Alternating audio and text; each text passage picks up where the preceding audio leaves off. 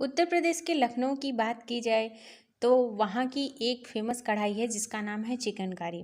चिकनकारी काफ़ी प्रसिद्ध है और चिकनकारी अक्सर देखने को मिलता है कि सफ़ेद धागे से ही की जाती है।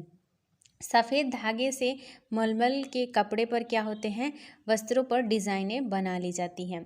तो चलिए देखते हैं इस चिकनकारी कढ़ाई के बारे में, जो लखनऊ की प्रसिद्ध है और उत्तर प्रदेश की यह कढ़ाई है, इसके बारे में जानते हैं। देखते हैं इससे बनने वाले कौन कौन से प्रश्न हैं।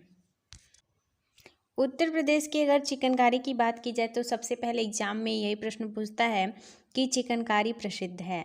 ऑप्शन में लखनऊ, गोरखपुर, इलाहाबाद, कोई भी ऑप्शन में दे सकता है। इसका आंसर हो जाएगा लखनऊ। फिर ये भी पूछा जा सकता है कभी कभी कि चिकनकारी प्रसिद्ध है यूपी का, बिहार का, तो ऐसे अगर प्रश्न पूछे तो यह उत्तर प्रदेश की कढ़ाई है। सबसे पहले दिया है कि मखमल के कपड़े पर रेशमी सफ़ेद धागों से जो कढ़ाई की जाती है उसे हम चिकनकारी के नाम से जानते हैं। यानी कि चिकनकारी क्या है, मलमल के कपड़े पर सफ़ेद रेशमी धागों से जो कढ़ाई की जाती है इसे चिकनकारी कहते हैं। चिकनकारी की बात की जाए तो इसे सफ़ेद कढ़ाई के भी नाम से जानते हैं या इसे शैडो वर्क के नाम से भी जाना जाता है। अगर कढ़ाई की बात की जाए इसमें कौन सा स्टिच का प्रयोग होता है, तो इस कढ़ाई में हेरिंग बो यानी कि जो क्रॉस क्रॉस स्टिच होती हैं उनका प्रयोग किया जाता है। इस कढ़ाई की सबसे बड़ी विशेषता यह है कि यह उल्टे तरफ सीधी और सीधे तरफ उल्टी दिखती है। यानी कि अगर आप इस कढ़ाई को देखेंगे तो उल्टा तरफ ऐसा लगेगा कि सीधा है और सीधे तरफ लगेगा ऐसा कि उल्टा है, लेकिन वास्तविकता यह नहीं है। उल्टा तरफ आपके क्रॉस क्रॉस की डिज़ाइनें बनी होती हैं और सीधे तरफ क्या होती हैं, छोटी छोटे क्रॉस स्टिच से बनी हुई कढ़ाइयाँ रहती हैं। चित्र के माध्यम से इस कढ़ाई को देखते हैं कि यह कढ़ाई कैसे की जाती है। जैसे कि चित्र में आप सभी लोग देख सकते हैं कि जो सीधा यानी कि जो सीधे तरफ कढ़ाई की गई है वह क्रॉस क्रॉस बना हुआ है और जो उल्टे तरफ है वो गुड़े के निशान यानी कि कटा कटा हुआ सा बना हुआ है। ऐसे ही कढ़ाई क्या की जाती है। अब देखते हैं चिकनकारी के कढ़ाई के प्रकार।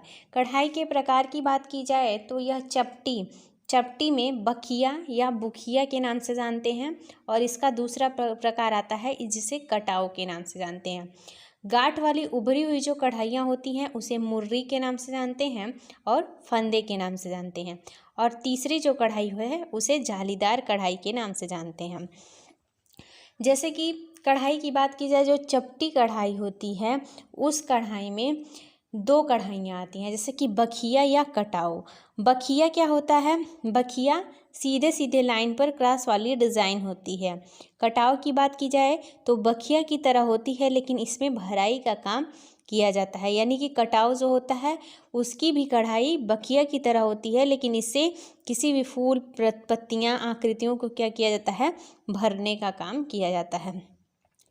फिर आती है बात आपके मुर्री और फंदे की। मुर्री और फंदे क्या होते हैं, ये भी कढ़ाई के ही प्रकार हैं। फंदे वाले कढ़ाई की बात की जाए तो इसमें काज वाले टाँके का प्रयोग किया जाता है। जैसा कि आप लोग देखे होंगे जो बटन लगाया जाता है उसमें जो काज बनाया जाता है वैसे टाँके का क्या होता है, इसमें प्रयोग किया जाता है।